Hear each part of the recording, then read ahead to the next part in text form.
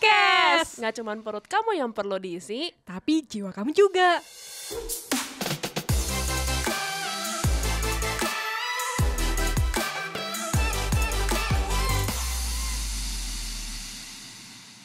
Hai All The Diners, kembali lagi dengan Nanat di sini. Hari ini Nanat kedatangan dua narasumber yang sangat-sangat hebat lah menurut aku ya.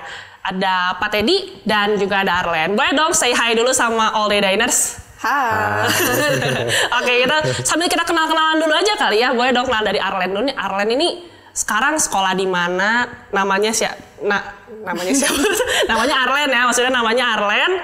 Sekolah di mana? Umur berapa? Single atau gimana gitu? Coba boleh perkenalan diri dulu aja. Halo semuanya, nama aku Ursula Arlen. Sekarang aku sekolahnya di Sekolah Bintang Mulia. Lagi menjalani studi di kelas 11 dan juga ngambil IPS. Ambil IPS, oke. Anak IPS ya, Iya. IPS, mantap. Oke, sekarang di sini ada gurunya nih, guru sosiologi. Nah, kalau nggak salah ya, tapi nggak tahu sih kalau sekarang dia guru sosiologi atau bukan.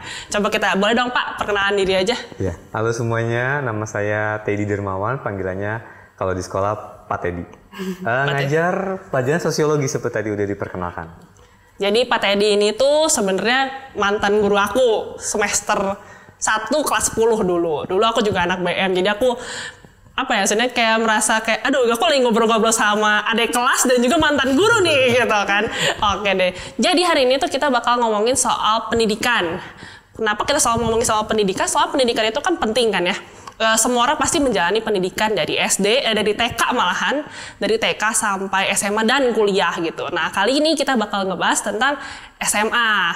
Nah aku tuh sebenarnya gini loh, penasaran juga sih kayak pandangan dari seorang guru dan seorang murid tentang pendidikan tuh kayak apa sih gitu kan. Pasti menurut aku ya dari bayangan aku tuh pasti ada perbedaan. Karena yang satu guru nih dari sisi yang mengajar, tapi ada juga murid yang mendapatkan pembelajaran gitu. Jadi kita mending nanya-nanya aja langsung aja kali ya. Nah oke, di sini udah ada pertanyaan nomor 1. Bagaimana menurut Pak Teddy sama Arlen, cara yang efektif agar suasana kelas menjadi efektif untuk proses belajar. Nah, kira-kira siapa dulu nih yang mau jawab? Boleh, saya dulu. Oh, Pak Teddy dulu? Oke, boleh. Santai ya, oke. Iya, gimana caranya untuk membuat suasana kelas ya menjadi santai gitu ya? Kan seperti itu. Kalau menurut saya sih, untuk membuat suasana kelas santai itu pertama-tama ya mungkin kita harus bangun hubungan dulu mungkin dengan muridnya. Oh, jadi kayak relationship gitu ya Pak? Iya, benar. Guru harus membangun dulu hubungan dengan muridnya. Nanti kalau hubungan itu sudah terbentuk, jadi akan sangat membantu dalam proses pembelajaran. Jadi lebih kenal lagi dengan karakter siswanya, dengan kondisi si siswanya seperti apa. Dan karena hubungannya jadi dekat, jadi enak aja gitu untuk suasana pembelajaran. Jadi kayak kesannya kalau tidak kenal maka tak sayang. Iya. Ya benar nggak sih Pak? Benar nggak sih? Kalau tidak kenal maka tidak sayang. Nah itu betul kan. Jadi kita harus mengenal dulu, harus punya relationship gitu ya Pak ya. Betul. Nah coba kalau misalnya dari Arlen nih, dari sisi murid nih, gimana nih kalau misalnya apa sih tadi yang kita bahas itu gimana? Kurang lebih ya sama sih kayak PDKT kan. PDKT, oke, PDKT boleh. Yang pertama kayak suasana kelas yang efektif. Menurut aku tuh suasana kelas yang terjadinya dua interaksi antara guru sebagai fasilitator dan juga murid itu sendiri. Terus kalau misalnya murid kan datang ke sekolah untuk satisfy their curious mind kan, betul. Ya fulfill. Dan guru harus bisa nge-guide, harus bisa menggugah anak-anaknya buat menajamkan rasa curiosity itu. Gitu. Kayak menjawab gitu ya, curiosity-nya tuh apa gitu kan, pasti kan apalagi anak-anak muda biasanya kan punya banyak sesuatu yang kita ditanyain gitu kayak kenapa kita punya jantung gitu kan. Terus kalau misalnya suasana kelas yang efektif itu ya benar buat mencapai tujuan goals utama itu perlu adanya hubungan yang dibangunnya dari ya PDKT itu dari awal itu. Oke, berarti benar-benar kurang lebih sama kali ya relationship gitu ya. Kalau kita harus membangun sebuah hubungan gitu untuk menjadi sesuatu yang proses belajar mengajar yang efektif gitu. Oke, untuk pertanyaan kedua nih sebenarnya. Apakah keterlibatan seorang murid itu penting dalam membuat suasana kelas yang baik untuk proses belajar? Gimana nih? Sekarang dari Arlen dulu ya Pak ya? Boleh, biar ganti-gantian gitu kan? Gimana coba? Ya, penting banget bisa bilang. Penting banget. Kenapa nih? Kenapa Krusial. Karena ya kayak tadi yang di awal kayak kelas tuh harus terjadi hubungan interaksi antara dua pihak gitu, antara guru dan juga antara anak-anaknya. Harus kita pergi ke sekolah kan buat mengetahui diri kita lebih lagi, buat mencari jati diri kita yang lebih dalam lagi, terus juga buat ya menambah pengetahuan yang lebih luas lagi kan. Dan sebabnya kayak tujuan ini, goals ini tuh nggak bakal tercapai kalau misalnya di-keep di anak murid itu aja. Jadi kalau misalnya guru doang yang menyampaikan, guru doang yang secara aktif terlibat dalam kelasnya, apa yang diperlukan oleh muridnya pasti nggak bakalan diketahui secara spesifik itu oleh gurunya. Soalnya gurunya nggak tahu kan apa yang dibutuhkan sebenarnya oleh muridnya. Jadi interaksi, keterlibatan murid dalam kelas pasti akan menunjang pembelajaran. Berarti kayak kesannya lu pacaran tapi lu nggak ngomong kayak lu tuh nggak suka sesuatu gitu. Tapi beda tuh masih itu terus kayak bener kayak berarti bener-bener butuh toxic relationship. Aduh, jadi balik toxic relationship. Jangan lupa nonton episode itu ya. Oke, gimana nih Pak dari Pak Teddy dari sisi guru gimana? Kan kalau dalam pembelajaran itu kan ada dua sisi ya, guru sama murid. Nah, dalam pembelajaran itu kan dalam kelas gitu, itu kan pasti saling bekerja sama.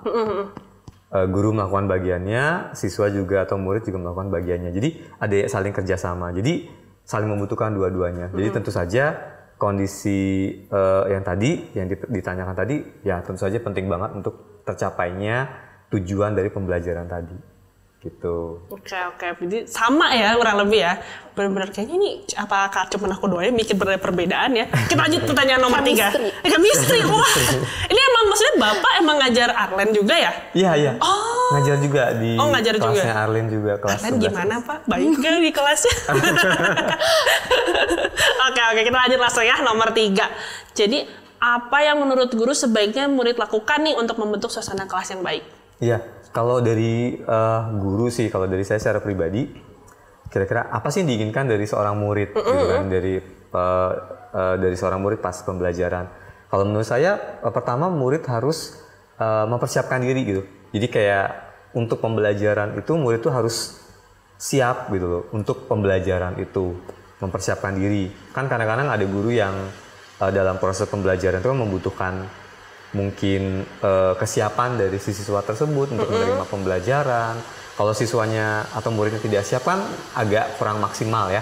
Jadi perlulah kesiapan dari muridnya pertama. Kemudian yang kedua ada fokus dari si siswa tadi. Jadi fokus siswa tadi juga dibutuhkan dalam proses pembelajaran. Jadi itu sebenarnya yang diinginkan kalau dari menurut saya dari pihak guru, yang diinginkan oleh si guru kepada murid tadi. Dari seorang guru untuk maksudnya muridnya tuh pengennya murid itu seperti apa gitu. Betul. Jadi murid itu tuh harus kayak kesannya mempelajari dulu pelajarannya gitu Pak? Atau gimana nih Pak? Mungkin tergantung kondisinya ya. Tergantung kondisi. Kadang-kadang kan misalnya kita udah materinya sudah disampaikan, tapi ada proses pengayaannya atau adalah proses latihan, analisis lebih lanjut.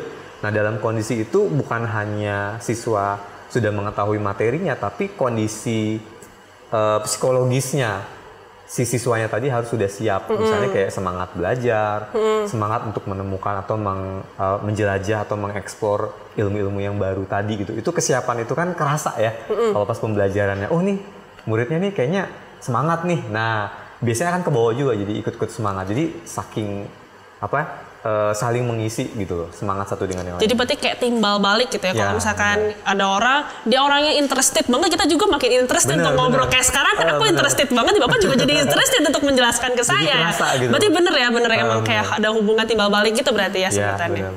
Oke nih. Nah kalau misalkan dari sisi murid nih gimana? Kayak membentuk suasana yang kelas yang baik, yang bener-bener efektif nih buat kamu nih. Gimana nih? Aku ada 3 Ada 3, wes keren banget. Ada 3 yang dari pihak gurunya harus inisiasi. Inisiasi gimana inisiasi itu? Mulai duluan. Ada rasa aman, rasa nyaman, dan juga kepercayaan. Aman, nyaman, dan kepercayaan. Oke. Pada saat seorang guru berhasil untuk membuat rasa muridnya tuh ngerasa aman, aman as in kayak, oh aku mau nanya pertanyaan apapun, aku mau nanya pertanyaan yang kelihatannya bodoh pun, nggak apa-apa, soalnya aku tahu bahwa suasana kelas yang diciptakan oleh guru, dan juga guru tersebut juga nggak bakalan ngejudge aku gitu. Oh ya, itu berarti kayak kesannya gue aman nih dari nggak sih kayak kesannya gue aman dari judge guru gue gitu ya. Feel Jadi secure. feel secure. Oke, wow, feel secure. Oke, lanjut yang kedua. Nyamannya buat kan kadang-kadang ada yang guru yang killer yang kita berani ngomong juga nggak mau nafas mau gerak juga serba salah. Tapi pada saat kalau misalnya kita nyaman sama gurunya kan pasti create openness gitu dari muridnya, mau berusaha terbuka juga, mau ikut brainstorming bareng sama gurunya. Dan terakhir kepercayaan sebenarnya nyambung sama rasa aman itu. Kepercayaan pada saat kita udah gain trust, saat seorang guru udah gain trust dari muridnya, pasti akan ada rasa aman itu, security tadi. Jadi itu nempel sih yang dua. Terus cara menciptakan suasana yang efektif itu yang dari gurunya.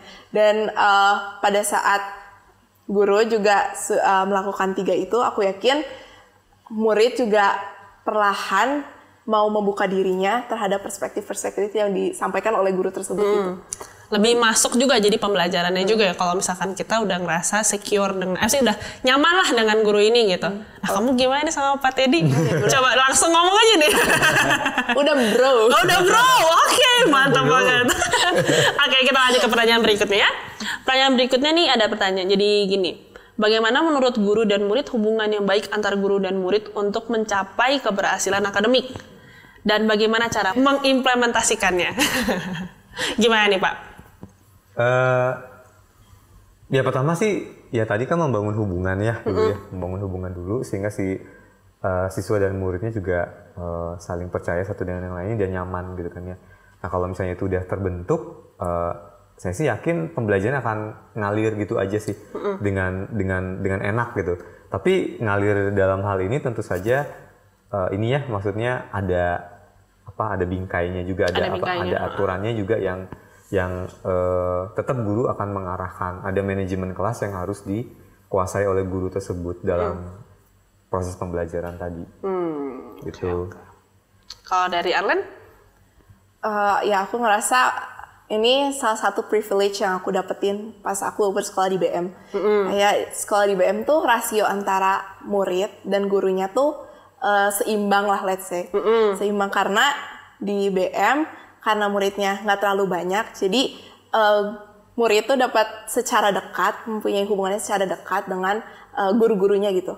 Dengan adanya kedekatan tersebut, pasti kan pas mereka udah komunikasi, berbicara, guru otomatis tuh tahu, siswanya tuh pada saat ini tuh sedang butuh bantuan di materi apa gitu, let's say, atau nggak lagi butuh support di bidang apanya gitu, misalnya di pelajaran lain. Dengan anak yang memberitahu kesulitan mereka kepada guru, pembelajaran yang diberikan pun akan jauh lebih efektif dan juga tepat. Sehingga dengan adanya ketepat sasaran tersebut pasti akan membantu siswa untuk mencapai keberhasilan akademik yang lebih maksimal. Betul. Bener sih, kan di BM itu anak muridnya dikit ya. Satu kelasnya itu kira-kira berapa orang sih? Satu kelas kira-kira paling banter itu sekitar 20-an. 20 orang. Emang bener ya, karena emang murid-muridnya dikit, jadi makin dekat dengan guru. Jadi guru tuh tahu gitu kayak, oh anak ini tuh butuhnya matematikanya jelek kayak gini nih. Lu tutor sama guru itu gitu kan ya. Yang ini sosiologinya nih Pak Teddy nih ngajarnya nih. Gitu kan ya biasanya. Kualitasnya gitu kan ya. Oke. Nah, coba kita lanjut ya. Untuk pertanyaan berikutnya, apa sih sebenarnya fungsi standar ujian seperti UN? Dan apakah ujian tersebut sudah memenuhi fungsi tersebut? Nah, jika belum, apa sih cara yang lebih baik gitu? Iya, mungkin diluruskan sedikit kan, udah beberapa tahun belakangan ini kan UN sudah tidak ada. Jadi itu digantikan dengan ANBK. Di ANBK itu asesmen nasional berbasis komputer. Jadi itu kayak seperti ujian juga, tetapi ujiannya itu lebih lebih banyak analisisnya bila dibandingkan dengan pas ujian nasional UN tadi. Oh, jadi tetap disebut ujian gitu? Tetap disebut ujian, cuman dia sifat ujiannya tadi atau karakter ujiannya tadi sangat-sangat berbeda dengan ujian nasional. Oh. Jadi kayak misalkan karakter soalnya itu berbeda banget. Jadi kalau di UN itu misalnya seperti pelajaran gitu ya, pelajaran sosiologi kan gitu ya. Tapi kalau di ANBK ini dia lebih ke analisis permasalahan berarti ya? Ya benar. Jadi permasalahan-permasalahan seperti itu kemudian dianalisis sama si muridnya tadi. Jadi logika banget gitu. Benar-benar menggunakan logika. Jadi bukan menggunakan hafalan gitu. Biasanya kan kalau misalkan pelajaran itu dari hafalan kan, sama dari skill untuk menjawab pertanyaan atau dapat logikanya. Dan sekarang ujiannya itu menggunakan logika saja gitu. Logika, ketelitian membaca, itu literasi ya. Literasi juga kayak general knowledge gitu berarti ya? Ya, seperti general knowledge. Kalau sebutannya namanya soalnya itu HOTS ya. High order thinking skill. High order thinking skill. Oke. Jadi sifat atau karakter soalnya seperti itu. Ketahuan banget ya, gue umur berapa masih ngalamin UN soalnya. Nah kalau kamu gimana nih? Kamu kan sekarang kelas 11 ya? Berarti udah ngalamin si ANBK ini atau belum? Udah, ANBK-nya udah berlangsung. Di semester 1, tapi aku nggak dapet. Kenapa bisa nggak dapet? Jadi proses ANBK tuh pemerintah yang milih langsung secara random ngambil sampel dari sekolah. Dan itu hoki-hokian. Hoki-hokian?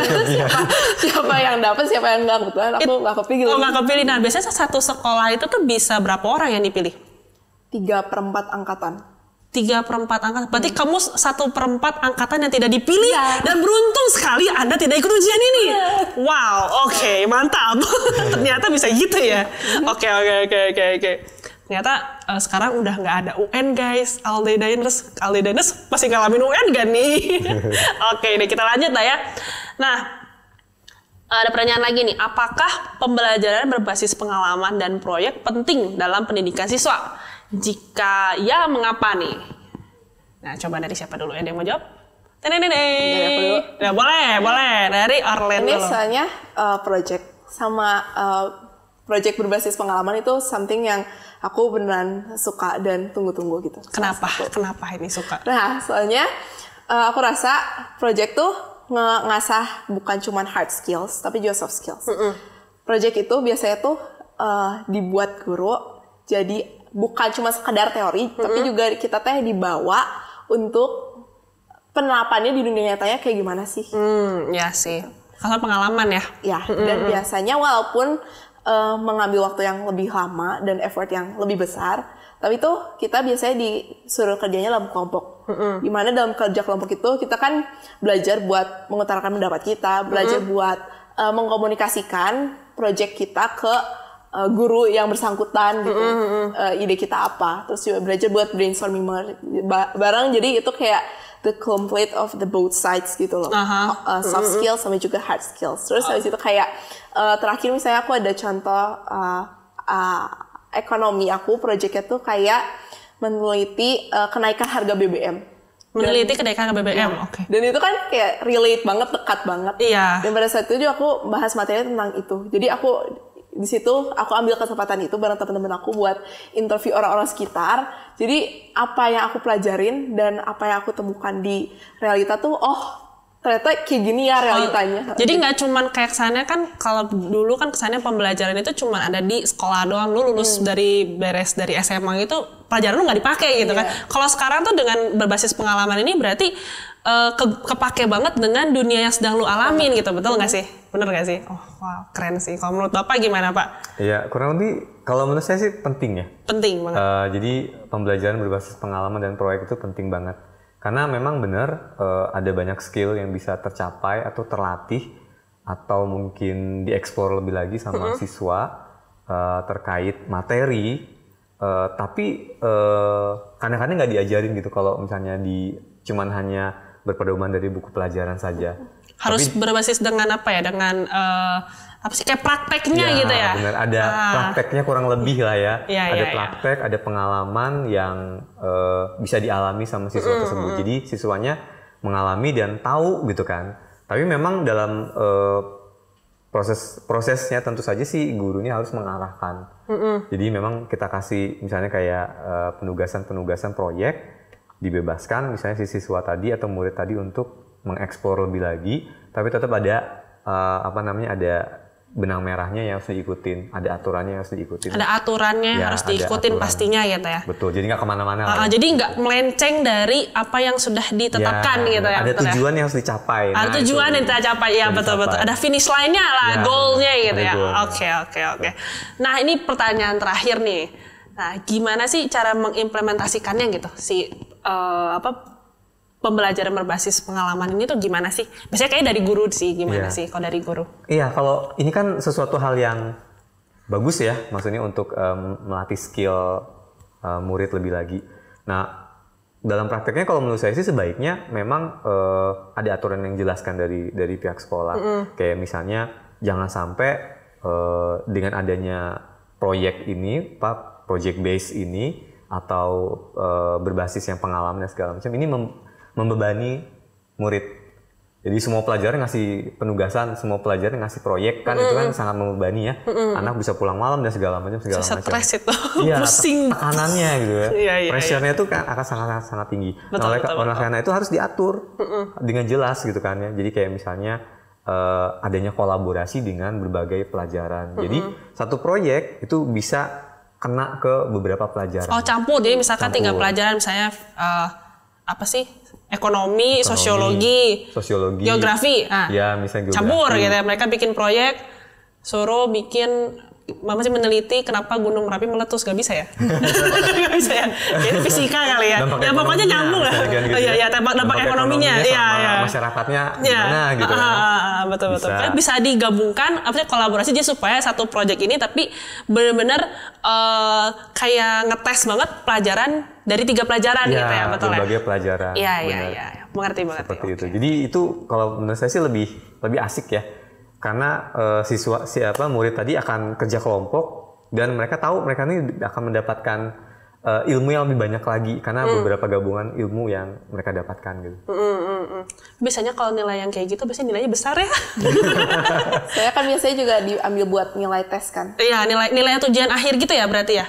Kayak UAS gitu enggak ya? Enggak pernah. Nggak masuk, tapi kayak nilai 1 kali ujian gitu. Iya sih, itu berarti masuk besar ke nilai banget. proses ya pembelajaran Iya juga. sih, Prosesnya juga dilihat. Iya. Nah, jadi bukan cuma produk jadinya, tapi proses selama itu kan dilihat juga sama guru, diawasi terus gitu, sama guru. Oke. Mungkin karena waktu juga ya, kita waktu udah mencapai time limit ini gitu kan ya. Jadi kita kayaknya harus mengakhiri, untuk kita bakal ngobrol-ngobrol lagi di next episode ya. Sebelumnya jadi menurut aku ya, kayaknya dari sudut pandang seorang guru nih, dari Pak Teddy, dari Arlen, dari seorang murid gitu, bener-bener kayak gak ada perbedaan gitu, asalkan kita bekerja sama dalam menjalani proses belajar mengajar ini. Betul ya Pak ya, sama Arlen ya, betul ya. Nah oke, All the Diners, jangan lupa untuk nonton next episode ya. Kita bakal ngobrol-ngobrol lagi lebih lanjut lagi sama Arlen dan sama Pak Teddy. Oke, see you in the next podcast. Bye bye. Share food, Share goodness. dadah, bye bye. Bye-bye. You All the Diners yang udah listening to our podcast ya. All the Diners, kalau All the Diners punya kritik, saran, atau masukan, apa sih yang bisa kita bahas di podcast ini? All the Diners bisa DM kita di Instagram di @alldaydining_. Dan jangan lupa follow sosmed kita yang lain ya, yang ada di sini. See you in the next podcast. Bye! Jangan lupa follow. Dine In Podcast. Share food. Share goodness.